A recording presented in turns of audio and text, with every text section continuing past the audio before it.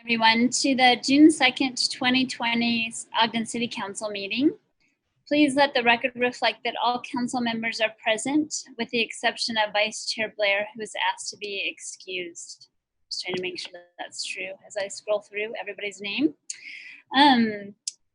So we'll start with approval of the minutes, and that was the regular meeting of February 4th, 2020, and that's Council Member White. Yes, Chair Chaburga, I have reviewed those minutes and found them to be correct, and I move that we approve the above minutes. Second. Thank you. We have a motion by Councilmember White and a second by Councilmember Heyer to approve the minutes. This is a voice vote. All in favor? Aye. Aye. Any opposed? Thank you. So we have a public hearing this evening for the fiscal year 2020 to 2021 tentative budget. And this is a public hearing, so we'll be able to go ahead and receive a presentation, correct? That's correct. And then after the presentation, you can take input from anybody that would like to provide that. Thank you, Janine. Yeah, let me share my screen to get this started. Should I introduce you? This is Janine Eller-Smith, the Executive Director of the Council.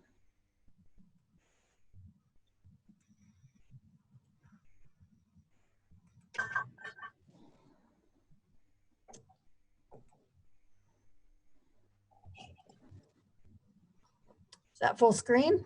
Yes. Okay. So tonight you're going to be considering adoption of the 2020-2021 tentative budget. You are required by state law to adopt a tentative budget.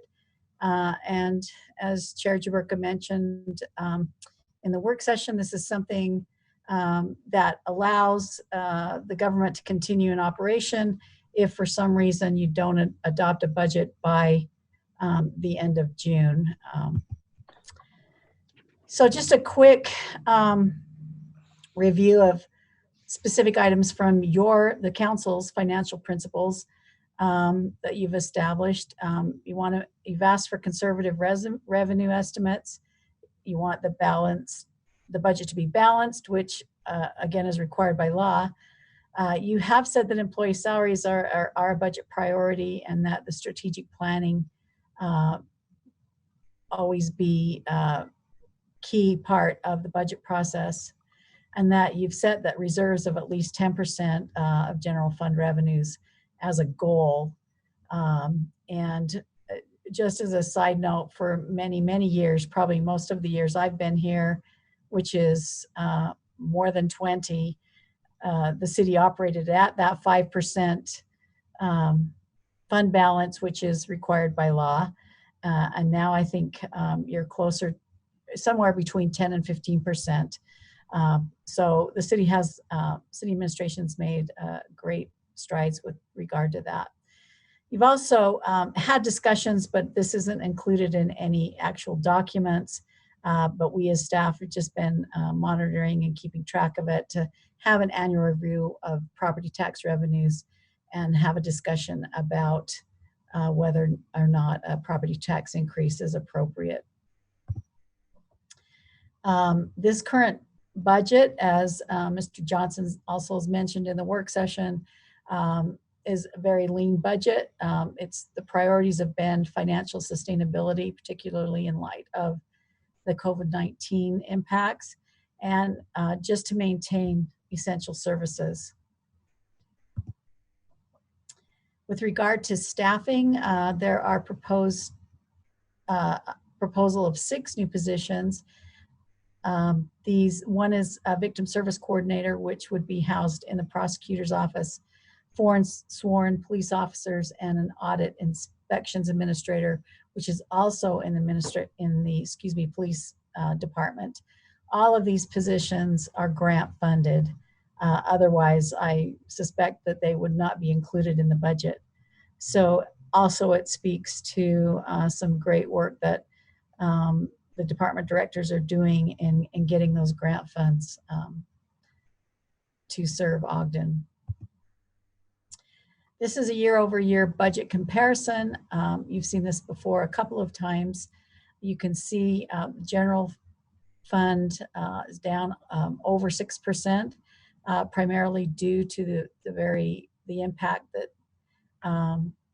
administration is anticipating to sales tax. But overall, the total city budget is down 2.4%. You will see some increases in airport. That's because of the additional grant funds that are coming. Water and the other utilities have a slight increase in their service fees, which just a CPI increase, which is why those are slightly increased.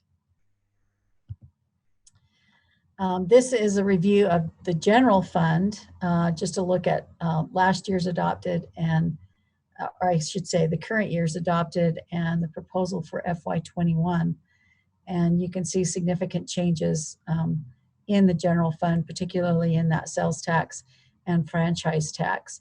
And the only reason we have some increase in property tax is because of the expiration of a couple of RDA areas, one of which was BDO, which added a significant amount of property tax that will be coming back to the city and to the other taxing entities that participated in that redevelopment area.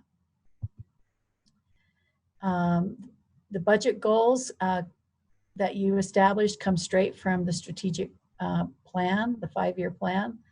And these are those 5 goals: economic development, community safety, recreation, city image and reputation, and fiscal sustainability and transparency. The budget does reflect those goals. As you know, the budget is a policy document as well, and it's probably the primary policy document that the council adopts. And while there is funding in all of the areas, it's not necessarily new funding. A lot of these are ongoing projects that have been in there. And so I've just kind of included items, quality neighborhoods, and some additional money for business loans, and ongoing monies for things that the city is working with, our partners, etc. Community safety, as you know, there's no, in the budget, there's currently no step or COLA increases proposed for fire, police, or for any of the city employees for that matter. But police is getting those 5 new positions. But we do working on emergency preparedness, pedestrian vehicle safety. You just saw the CIP, including additional funds for sidewalks and streets. And all of those are part of that community safety initiative. Recreation, there's some CIP projects that we just reviewed for Surge Simmons and Bonneville Park. City image and reputation, your budget priority was diversity and public engagement. There is additional money for the Neighbor Up grants, although we're not funding those right now because of the difficulty with the COVID-19. And there are those capital projects that total over $5 million. A lot of that's not city money, it comes from grants, but that's the total. Budget priority for fiscal sustainability and transparency, again, with city employees and essential services. There's no reduction in services for now, and there is some significant fleet replacement, most of which is going to the new garbage trucks that Mr. Louder mentioned in his presentation. In the proposed Schedule A, which is adopted with the tentative budget, there are some minor changes that total $155,850. Those are really just to make a correction in the IT fund, and also then to align the major grants fund with the annual action plan. And as we've discussed and will be discussing after this meeting in the continued work session, you will have the opportunity to adopt additional changes in a Schedule A1, which will be adopted with the final budget. One thing that has come up during your work sessions is the needs for some additional review throughout the year.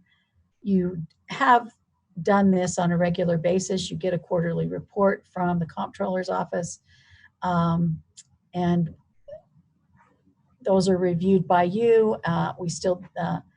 Amy still does a staff report and does a great job of breaking down those revenues and expenditures, and so that you can see what's happening with the budget.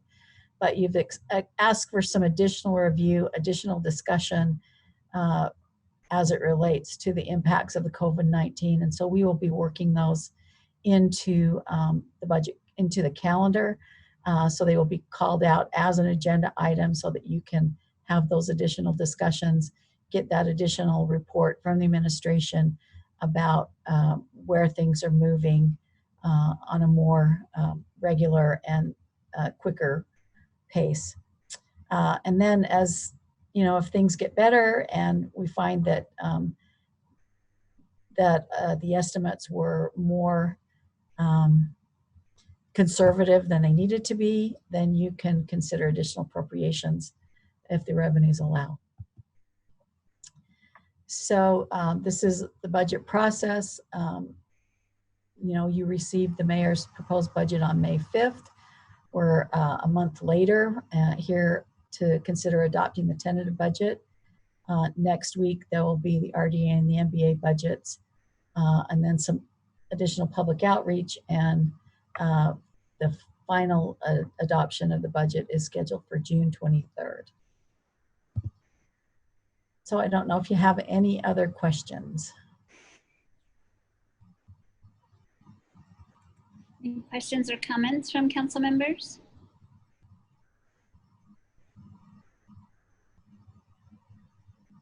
That was very thorough.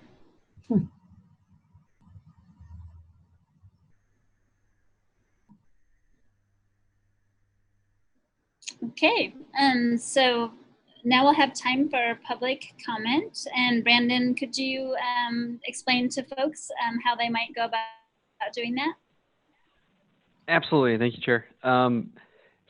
To participate in tonight's public hearing, you have to be joining the meeting directly via Zoom, and within the application, there is an option at the bottom of the window to raise your hand. If you are joining us via telephone, which no one is, but for future reference, you can press *9, and that will raise your hand as well. Public comments or submitting public comments electronically can be done at any time at ogdencity.com/public input, as well as calling our hotline at 801-629-8158. Angel Castillo, you are the first to address the council. Please limit your comments to 3 minutes. Give me 1 second. All right, you're good to go. Great, thank you. Good evening, council members, and I'd like to thank you for all the hard work that you're going to be putting into going through this budget. My biggest concern, and I understand that we need to accept this legally and that Schedule A1 will allow you to make changes, but I'd like you to be thinking about the changes that I believe absolutely need to be made. In the last City Council work session, we heard from Officer Travis Curl that the officers understand that there is a situation, a public health crisis, but we absolutely have to stay in tune with step increases. And he offered an acceptable solution of a 1% pay raise each quarter to keep them on track. I'm sure we all know how hard it is for us to keep officers, especially experienced officers, with 50% of our force having 5 years or less experience. It is imperative that we make sure that we stay in line with that step increase. I mean, I have been completely lobbying for increases beyond that so that we no longer lose officers. But if you do not stay in line with the expected 4% increase step increase over a year, we're going to continue to lose officers, and we're going to have big challenges from that. I firmly believe that government's responsibility first and foremost is public safety. And I'm appalled that we are continuing to look at not meeting pay that is to be expected. And our officers are going to continue to leave in higher numbers. I know you all know this, that our officers have more calls, work harder, less money, and that's why we lose them to a larger agency. So I implore you to really take a look at that budget and to consider Officer Curl's suggestion of a 1% step increase reviewed each quarter. Thank you.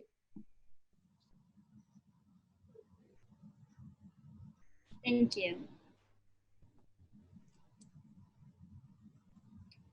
Are there any other folks that like to make comment?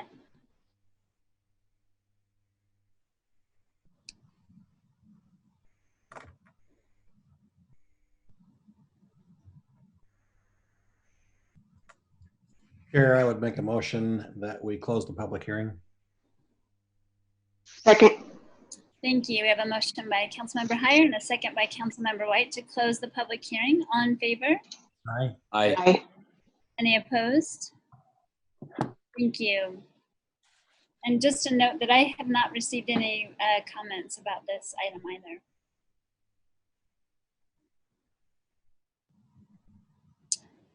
I'd be happy to entertain a motion. Oh, an alarm's going off. Sorry about that. Time's up.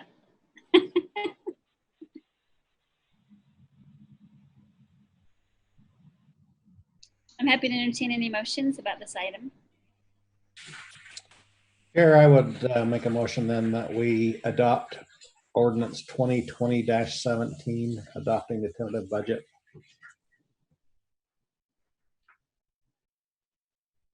Second. We got a motion by Councilmember Heyer and a second by Councilmember Nadolski to adopt the proposed ordinance 2020-17, the 20 to 21 tentative budget. This is a roll call vote.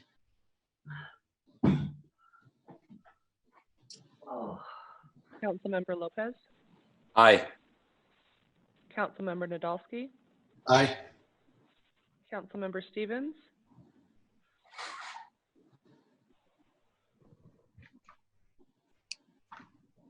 Councilmember Stevens, your mic is muted.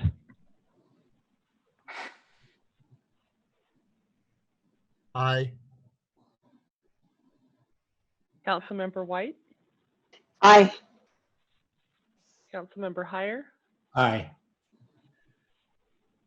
Chair Chaburka. Aye. And that passes. Thank you all. And now we'll move on to new business, the enterprise fund transfer. I'm not sure who's presenting on this item. That would be me, thank Glenn you, Sines Glenn. from the council office. So I'll be doing most of it. Lisa's going to jump in at the end and talk about some numbers. So let me get presentation up for you.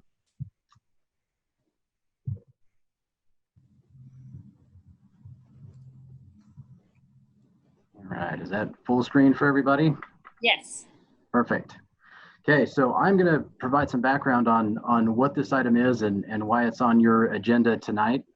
What you have on the agenda is the adoption of a resolution to set the public hearing for June 23rd on the utility transfers.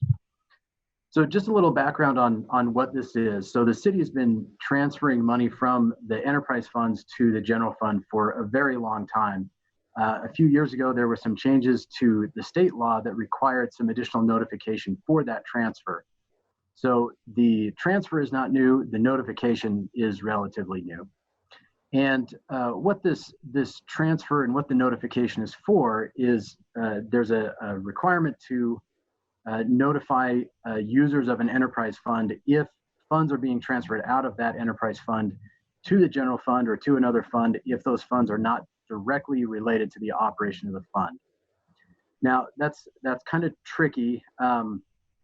This is an issue that a lot of you have heard about, that a lot of constituents have talked to you about. When we did the utility rate study in 2012, we talked about this issue a lot. This is what we often refer to as the 17%. The 17% transfer out of these utility funds into the general fund. And there are two parts to that, actually three parts to that. So we'll talk mostly about the franchise tax and the property tax, but we'll talk just briefly about some of the administrative and overhead transfers. So what this language means, talking about a purpose directly related to the operation of the funds, the administrative transfer, the administrative portion of that transfer doesn't require notification because it provides payment for things like human resources and IT and legal and all of those other things that a separate utility would have to provide on their own if they were not part of the city. So that administrative share, that does not have to be noticed. What does have to be noticed is this fee in lieu transfer that we have that we consider in the place of franchise tax collection and property tax collection. So it's that portion that's being noticed.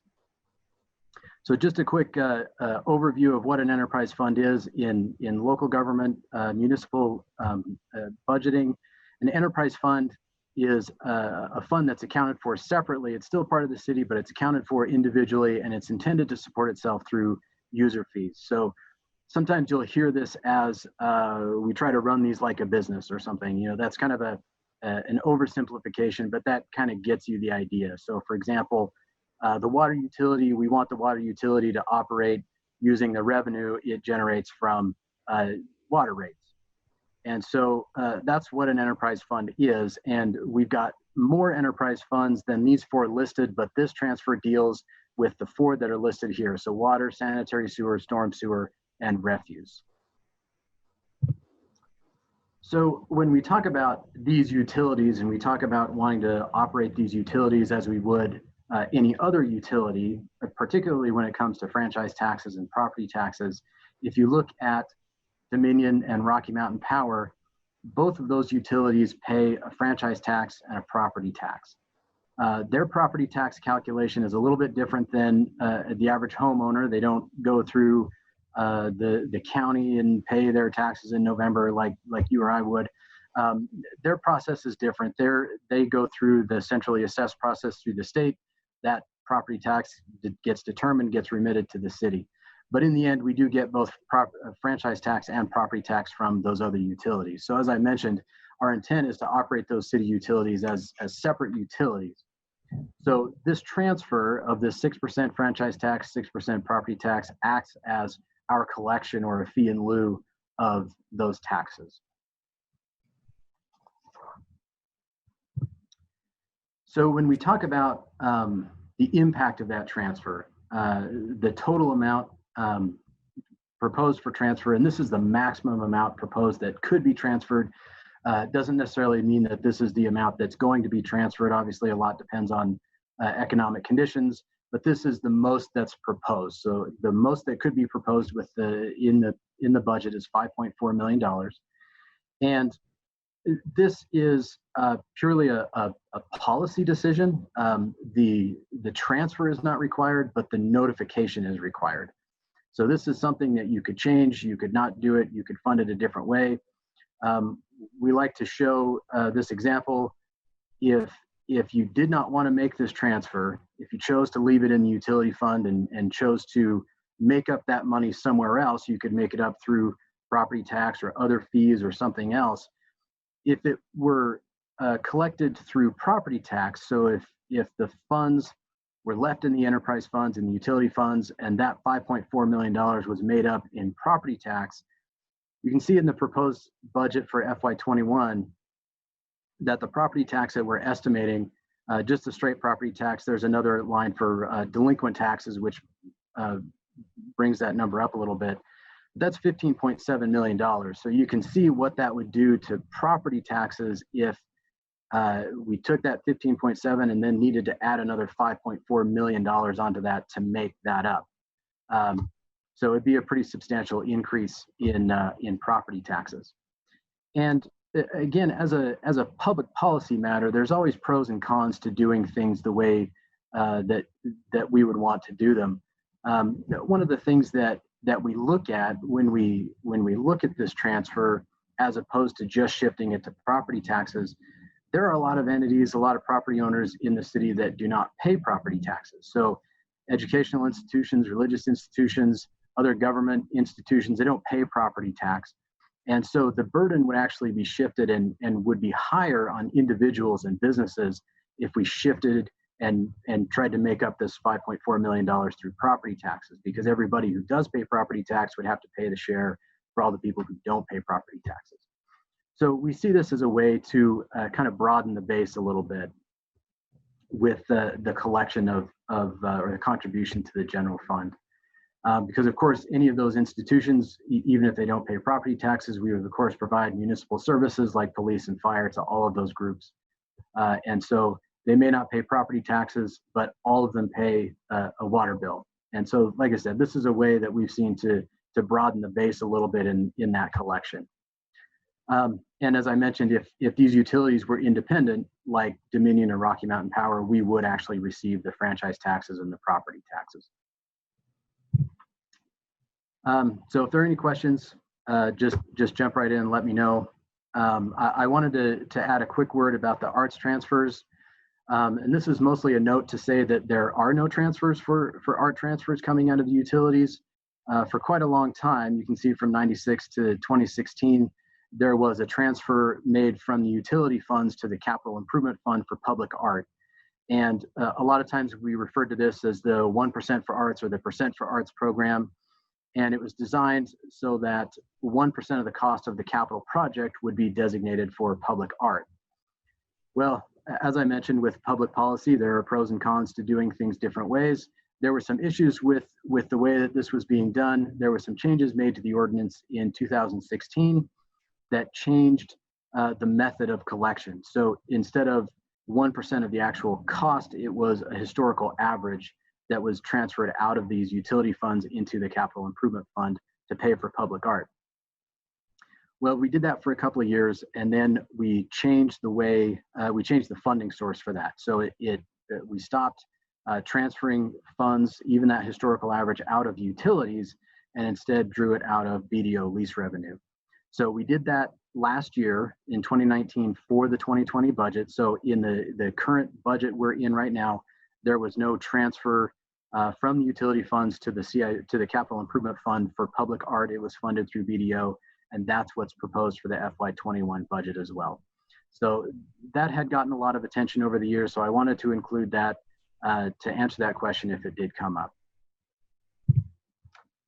So the public hearing on this item is a little bit different than most of your other public hearings. So the state law requires that you as the legislative body hold a separate public hearing. So you're going to hold a public hearing for the final budget, but this public hearing has to be separate from that.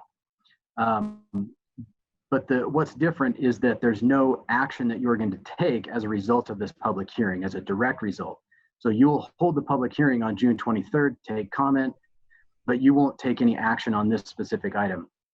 What happens is those transfers are incorporated into the proposed final budget, and you would then take action on the final budget. So that would essentially be your approval of these transfers. And as state law requires, we will send a follow-up notice letting people know what the final number is that's approved in the budget if you decide to change that.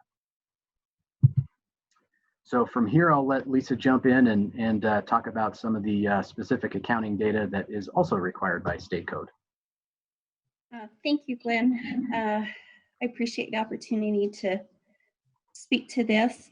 When we propose the 12% that is accounted as transfers, we look at the charges for services revenue in each of the funds listed: water, sanitary, storm, and refuse. And we calculate the 6% for franchise and the 6% for property based on the charges for services revenue budgeted in each of those funds. Glenn mentioned earlier that the proposal is a maximum. At year end, we will do a look back and make sure that those funds received the revenue projected through the budget.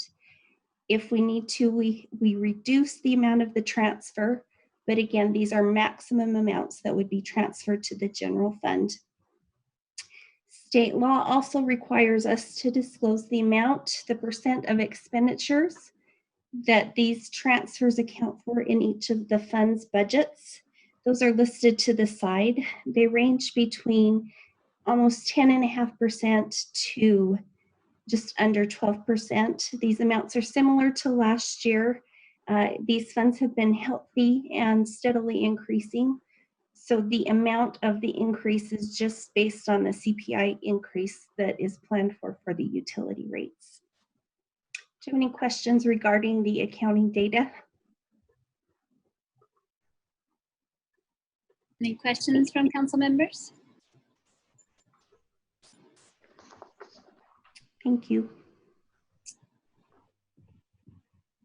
Thank you, Lisa, and thank you, Glenn, for such a thorough explanation.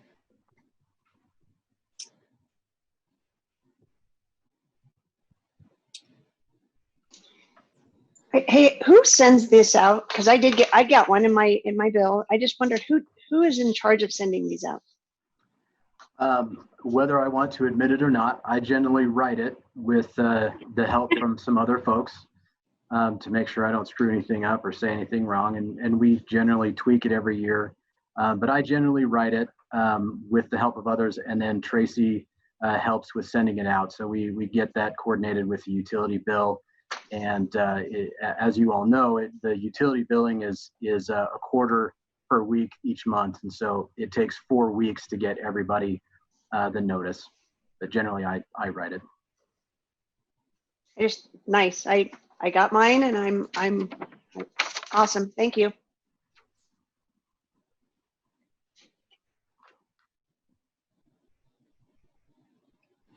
Glenn, and I don't know if I want to admit this, but I do want to admit that I do paperless billing, but do you send this out to every customer in the mail, even if they are only online? As far as I understand, if the person gets electronic billing, they would get it that way as well. Yeah. So it's not a separate mailing to people who do e-billing. Good. I didn't want to admit that I didn't open my mail. Just in case. Great, so this is an item and I'm happy to take action on if anybody would like to pose one. Chair Traberka, I'll make that motion then that we adopt resolution 2020-13. Second. We have a motion by Councilmember Heyer and a second by Councilmember White to adopt the resolution to set the public hearing for June 23rd, 2020. This is a voice vote. All in favor? Aye. Aye. Any opposed? Thank you. And next we have the final budget for 2021. And this is to set a public hearing.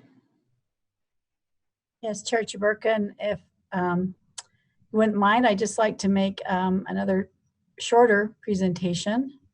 Give me just a second to share that screen.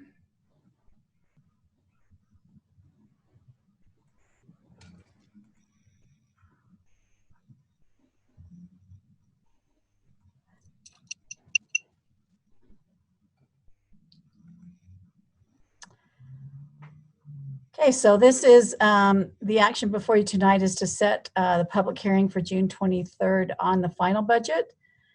So I'm going to just do a real quick overview of the final budget. We just had a presentation on the tentative budget. Obviously, there's not been any changes from 5 minutes ago. So priority for the final budget is financial sustainability and maintenance of essential services. We have year-over-year budget comparisons. All funds are, well, most of the funds are generally down except for the utilities. And the general fund itself is down significantly. You still have your budget goals that were established in the 5-year plan. And there are currently no proposed changes for the Schedule A1, but we do have a couple of opportunities between now and then to have some discussions and determine whether you would like to include some changes in that Schedule A1. Again, we're going to be doing some additional review of the budget throughout the year to make sure that, to determine whether the revenues are tracking with the projections or whether they were overly or under estimated. And now I'm really happy to share this with you. I think Brandon has worked very hard the last year to get this budget process explained in 3 minutes, this cute little video. So I'm gonna show this for you. It's about 3 minutes.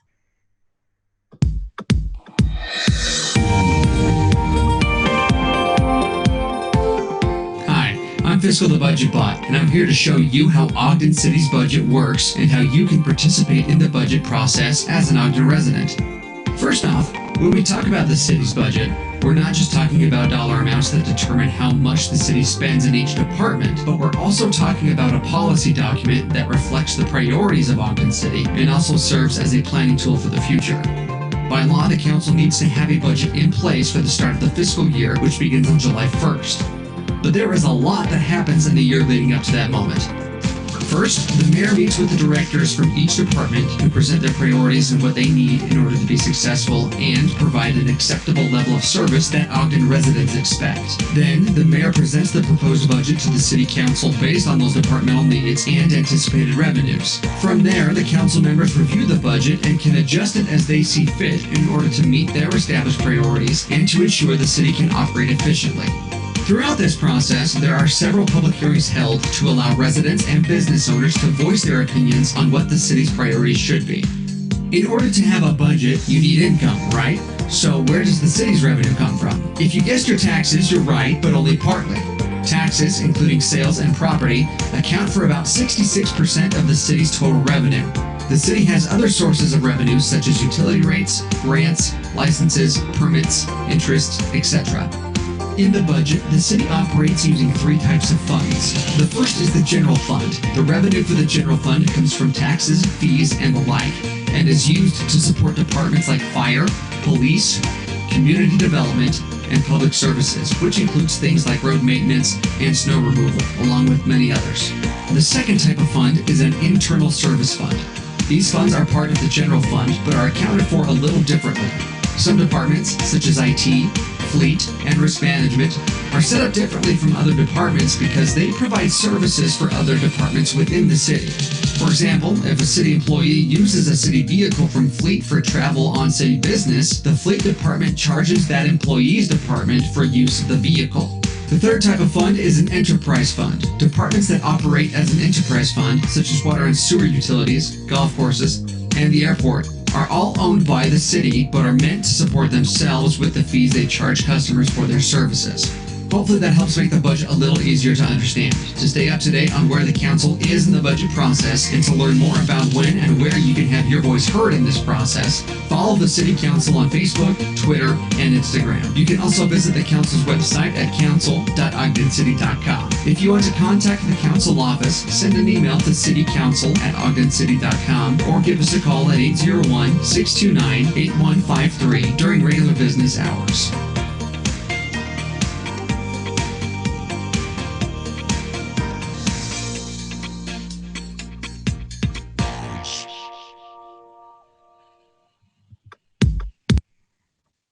So I think Brandon did an awesome job on that. So everybody give him a standing ovation, or at least a sitting ovation. Way to go, Brandon. That was awesome. That was Budget great. bot. Yeah, I recognize that voice. Yeah, so that's going to go on the council's website, obviously. And Brandon, his next project for the next coming year is to get it translated into Spanish so that it will be available to the Spanish-speaking residents in our city. So with that, the recommendation is to take action to set the public hearing on the final budget for June 23rd. Great, thanks so much. Any questions for Janine? Great, so I'd be happy to take any action on that. Chair, I would propose that we adopt ordinance 2020-19. And Brandon, you did a great job. I second. Actually, it's not adopting, it's setting the public hearing. So setting a public hearing. Mhm. Thank you. So we have a motion by Councilmember Stevens and a second by Councilmember Lopez to set the public hearing for proposed ordinance 2020-19 for June 23rd, 2020. And this is a voice vote. All in favor? Aye. Aye. Any opposed? Thank you all.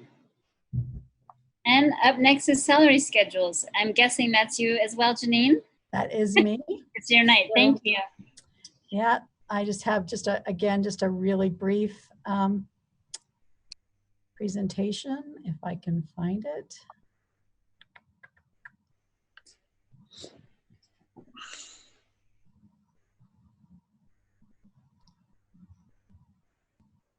For some reason, it's not showing up on my screen. Hang on just a second.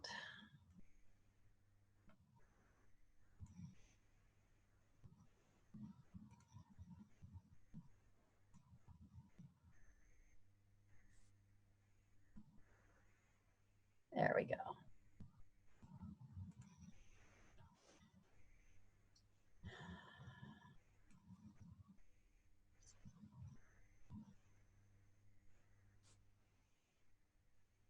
Okay, so I'll just briefly review for you the salary schedules. Again, the action is just to set the public hearing for June 23rd.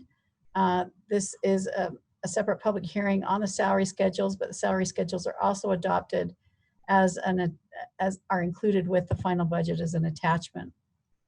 So when we say salary schedules, we're essentially outlining the pay schedules for the city employees. So we have 4 different schedules. One is the non-merit special, which includes elected officials, most all of the managerial positions, council and mayoral staff, the judges, and the attorneys. And then we have the merit schedule, which is all other city employees that are non-sworn officers. And then police and fire each have their own separate salary schedules. The salary schedule ordinance also adopts some related items regarding benefits for employees, and it notes any reclassifications. So this is, there's 2 reclassifications, one in the city council office, one in management services. There recognizes those 6 new positions. It outlines that there is no COLA or merit increases, as we've discussed. It addresses health insurance. There was an increase in health insurance this year of 8%. For all of those employees which are on the health savings plan, which is the majority of employees, the city will pick up that 8% increase. Those on traditional health plans will have to pick up that increase. And then in addition, it picks up the tier 2 requirement increases. The city was going to pick up all of that. So that's the salary schedules. I don't know if you have any questions regarding those. Any questions?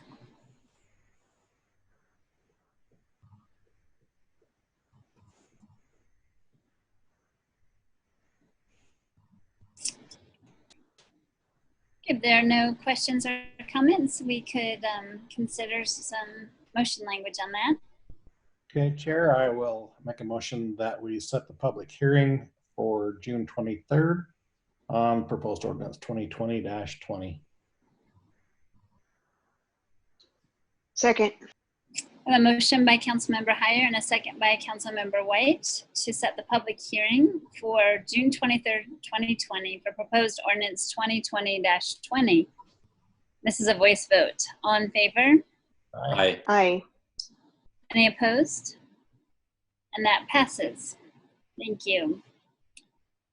And finally, we come to the written public comments part of our meeting, and we did receive 4 written public comments this week, and those related to the Canyon Road development, a constituent asking again about the development on Maxfield Drive.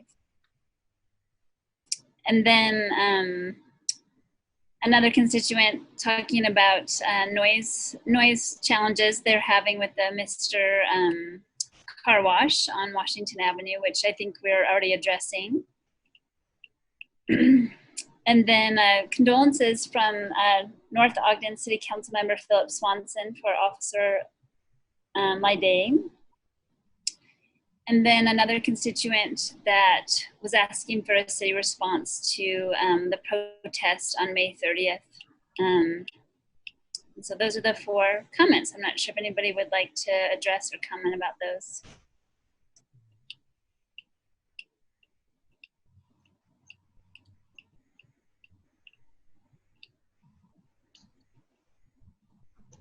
Chair, I think I saw a response that the mayor or administration is looking into some of those comments, but they just have not had time to be able to look at it due to the incidences that we've had in the last week or so. Is that true? Yeah, I think so, especially in relation to the Mr. Car Wash. I had a constituent reach out to me that was different than this person, and I responded to them. And then, yes, the administration said they would help to sort that out when we have the ability to do so. Thank you. Chair, I've been talking to some of this residents here on around 12th Street and Maxfield Drive, and there is a real concern about that project that is being proposed at the mouth of Ogden Canyon on 12th Street. And, you know, I'm not in favor of that project, but I understand that the planners had heard it, and I think they were going by what the plan was and what ordinances they had involved, but they were concerned that it would impact the area considerably, and I think it will. So, Thanks, Doug. okay. Oh, did somebody else have a comment? Okay, and now we'll ask if Mayor Caldwell, if you'd like to make any general comments. I do have some comments to make, and excuse me if I get emotional about this, because it's been a hard week. But what our team has done in the last week has been amazing. With the loss of one of our officers on Thursday, and the riots and everything else, our guys have shown up in the most amazing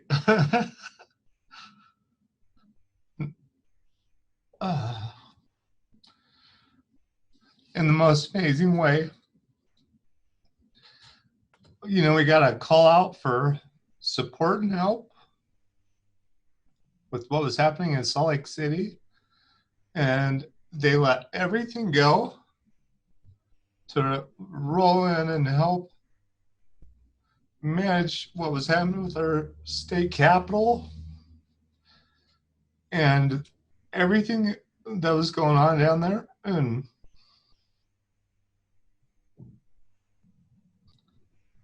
I'm sorry, I'm so proud of what our men and women did when our state came into crisis. They showed up, they rolled in, they took care of things, and it's been overwhelming to see how this team of people have come together. And I would put our team up against any in the state when it comes to dealing with crises and everything else. You look at this beautiful soul, Nathan Leday, showed up at a domestic violence call on Thursday. It was a terrible situation. We saw the vigil. We saw all the state come together to support him, to move through that, to support it and everything else. Had no idea what was coming on next. And the what we saw happen in Salt Lake did not happen in Ogden. Did not happen in Ogden at all. And I'm proud of this community for being able to have those conversations and to be a part of this and to welcome each other. And we're blessed that we have a community that is a community. It's not a big city. It's not somewhere where you can be anonymous and throw bombs and do everything else. We know the people that own the businesses here, the restaurants and everything else. And everybody showed up on Saturday and did it respectfully, honorably, and they built bridges. They didn't drive wedges. And I'm proud of how that worked. You know, this is my second run through of losing one of our own employees, and it's devastating.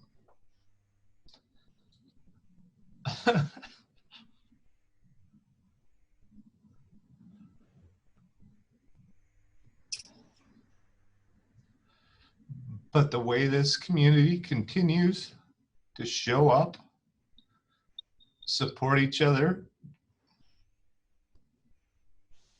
and take care of each other there's no place like it. So I mentioned that we sent 20 plus officers down to Salt Lake when people were defacing our Capitol and abusing police and everything else, and they rolled right in. No thoughts, anything else. They took it on the chin when they should have been planning for one of their brothers that got taken down on Thursday, 2 days before. The call came in, they put their gear on, they went down, they took care of business. And then that night we had a fire at the mouth of the canyon. And we had 30 engines that were out there ripping through that. Our engineers and everybody else were moving water, taking care of everything that went around that. I'm just amazed at this city staff and honored to represent them. And I had notes from the state, the governor's office, the Speaker of the House, the President of the Senate, everybody else saying, thank you guys for what you're doing. This is amazing. You guys are a model for what's happening in our community at the moment, giving people space to do things, but making sure that everybody stays safe and everything else. I'm so proud of these men and women that represent Ogden City. And we just have an amazing team here. And I appreciate being able to work with you all. And, you know, we've had department director meetings where everybody's cried and everybody's been overwhelmed at this because this is unprecedented in spite of what's happened in the last 3 months.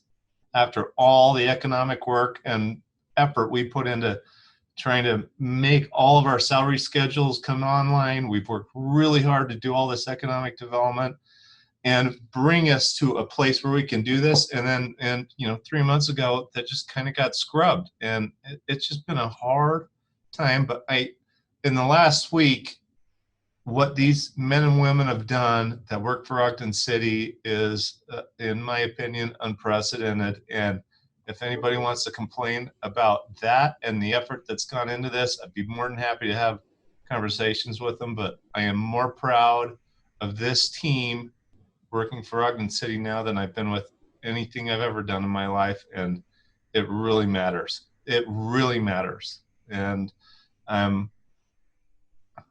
sorry to get so emotional.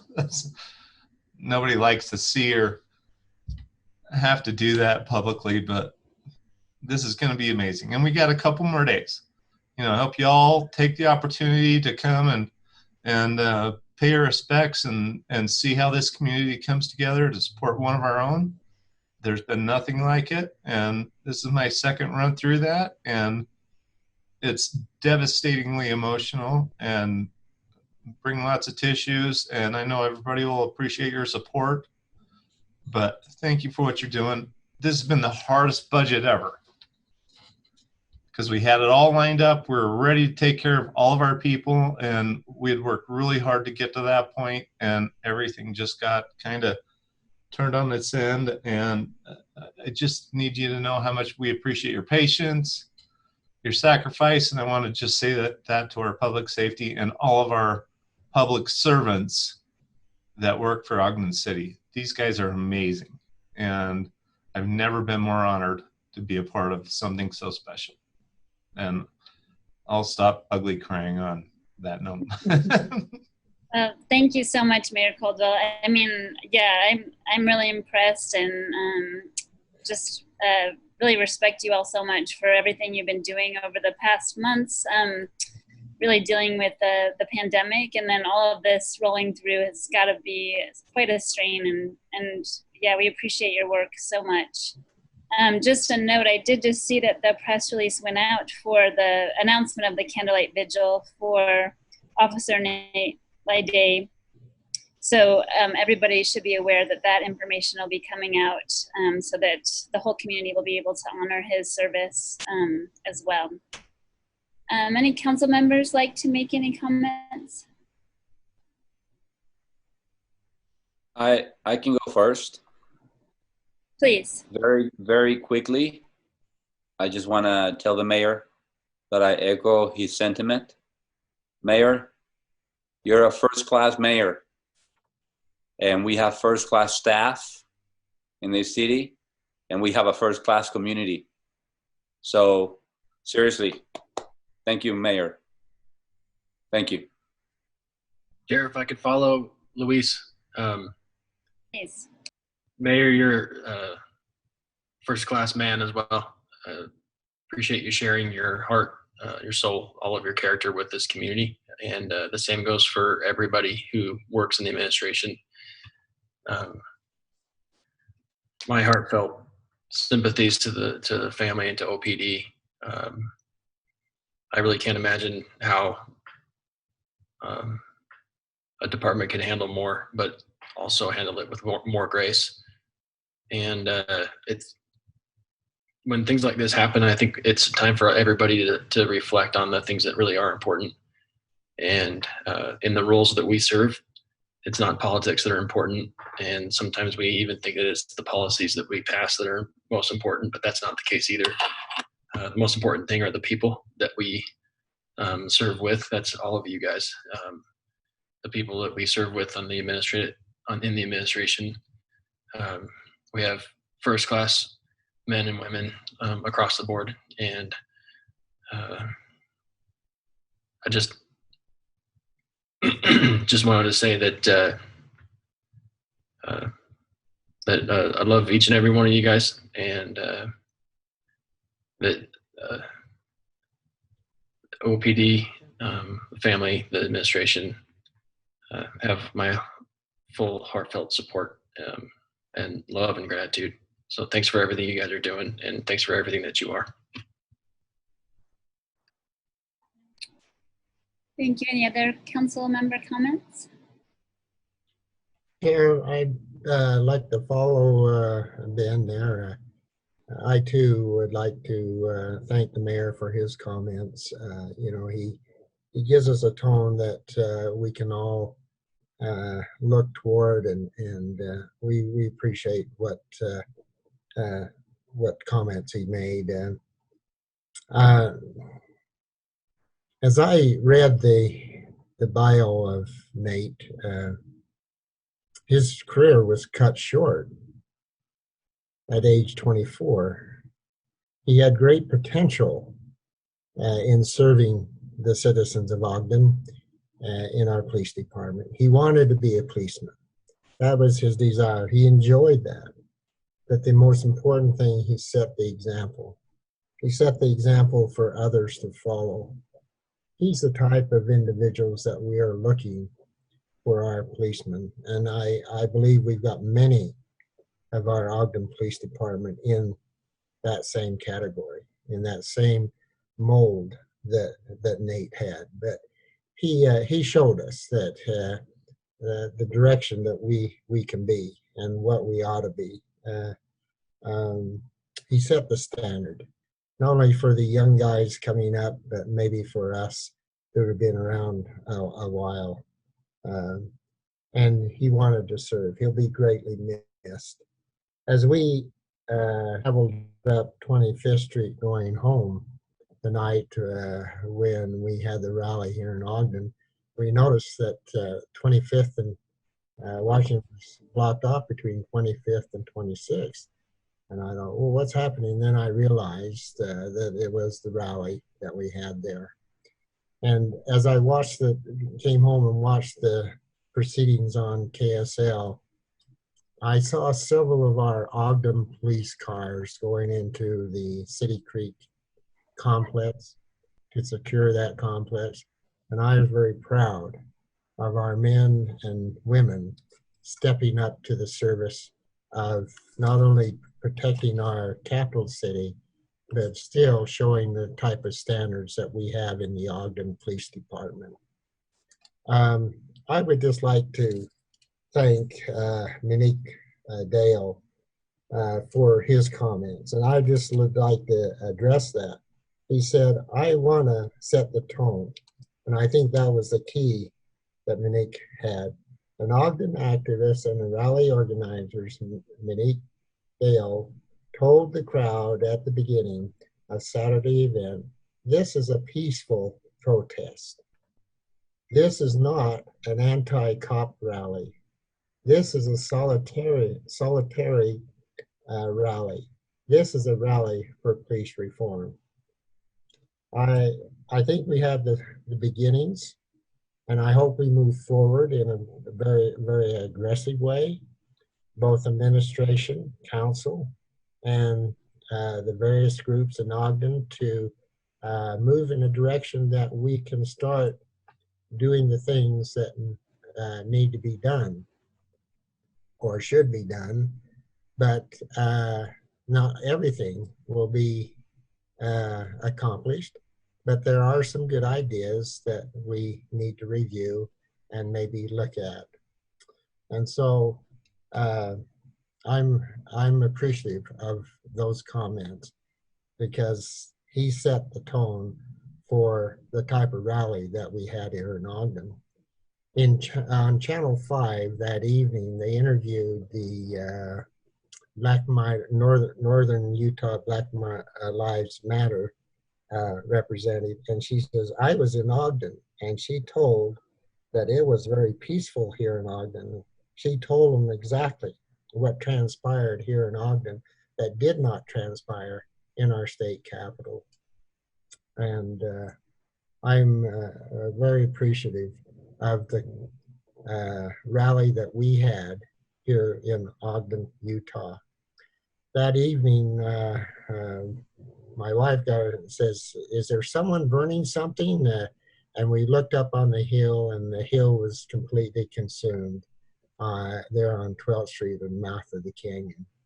We went up and took a look at that fire that was up there, and our firefighters were there jolly on the spot, doing the things that needed to be done to protect the property and the well-beings of those citizens in that area.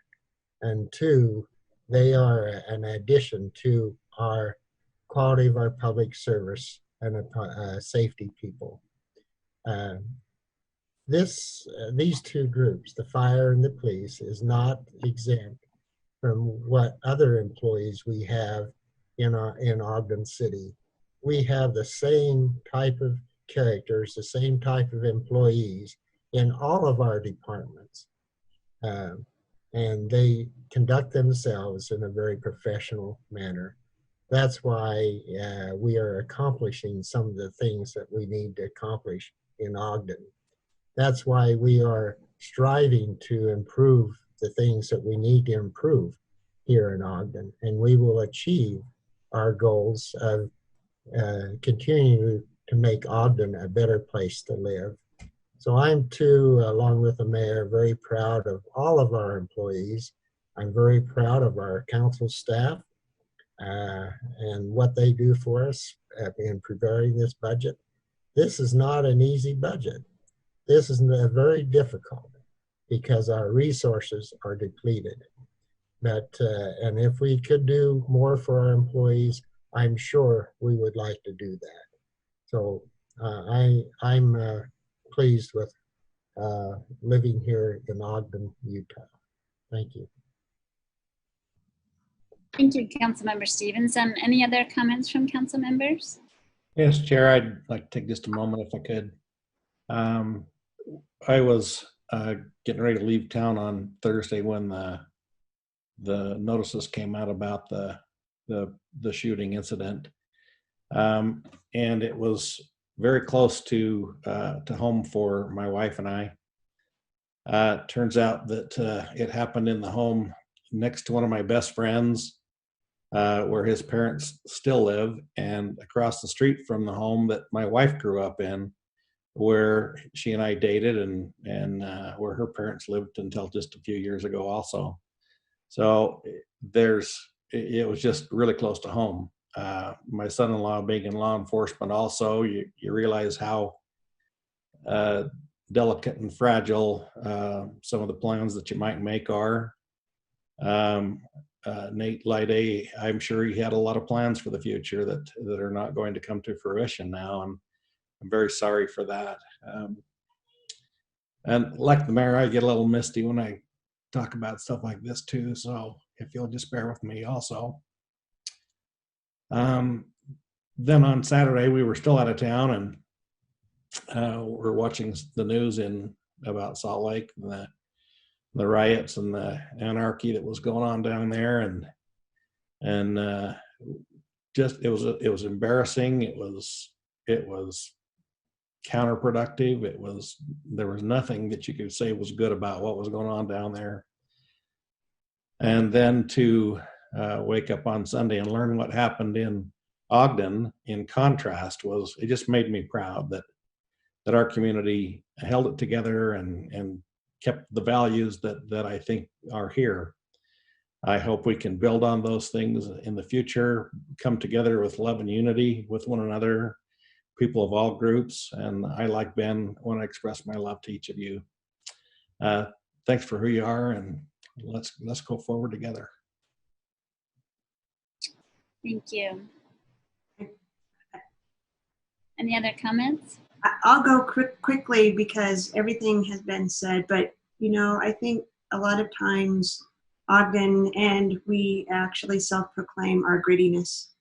And a lot of times people think that that's, just maybe more like grit and mud and, have been down or, really had our hands really in the middle of things and being all dirty. But I'm just going to say that we have shown such courage and resolve and strength, and our character in Ogden is so awesome. I appreciate everything that both our administrative team has done, to the heroes of the public safety, to the unsung heroes, those that were pushing out social media posts and tweeting. So we're just, I think we just are freaking awesome if we go back to that tagline. And I'm proud to be part of this community. And Councilmember Stevens, I agree with you that we have a group of community members that also understand that and understand that they can get a lot done if they work with us. And the protest was great, and they were very respectful, and Malik was very awesome in helping with that, and Miss Betty Sawyer as well. And I just think that group of community members were just displayed an awesome character as well. And sometimes we all butt heads, but man, that was just it was way better than the guy that pulled out his bow and arrow down in Salt Lake. So I do appreciate what that group did and what our team is doing here. So nothing more than everybody's already said. I think everybody's spoken, right? I don't want to leave anybody out. I guess I just want to quickly echo all the sentiments that have been said, but also I really, I want to point out that I sent Chief Watt a letter of, a little text of appreciation because I feel like he showed true leadership in many ways in our community, but in this case, talking directly with the organizers of the protest and talking about how he wanted to be involved and help to bring in other agencies too to help to make sure that people have their constitutional right of being able to protest peacefully, and then making sure to sing the different officers from different agencies, sing our own undercover officers going through the crowd to make sure. For me, I was there also as an observer to make sure, because I've heard about the agitators or these other kinds of influences that were happening, and just to be there as a witness to make sure that those things weren't happening. And I felt, I think that everybody made it clear that the police were there not to be against the group, but there to help support and to, help to make sure that it was a safe event. And I just appreciated that so much. And I do appreciate the comments that some of you folks have said around, it takes a lot of courage for communities to come together in that way. And I hope that we can take, because I guess want to say that it's not like it was a love fest down there, right? People have things to say that are really, really painful, and they feel overwhelming because there are systems that have been created over time. It's not about necessarily an individual act, but it's about these systems that have come to being that we often recreate because we don't know another way to work, right? So we need to think about other ways to work and think about, as public servants, how we can have the courage maybe to ask some of those questions. And I know you all have that courage because I've been with you when you've done that. But just to really think about that dynamic of folks that maybe have come to the council and tried to, to speak to us, but then have disagreements with us, but then have these mutual respect for one another, that we want to have these dialogues and really move things forward to make change actually happen. And I'm sure that this is a group of people that is willing and able to do that. It's tough. It's tough to face these things in light of also all the drama and controversy that happens at the same time too. So I appreciate serving with you all, and I appreciate everything that you've said. And I hope that we can continue these conversations too. I really appreciate it. Thank you.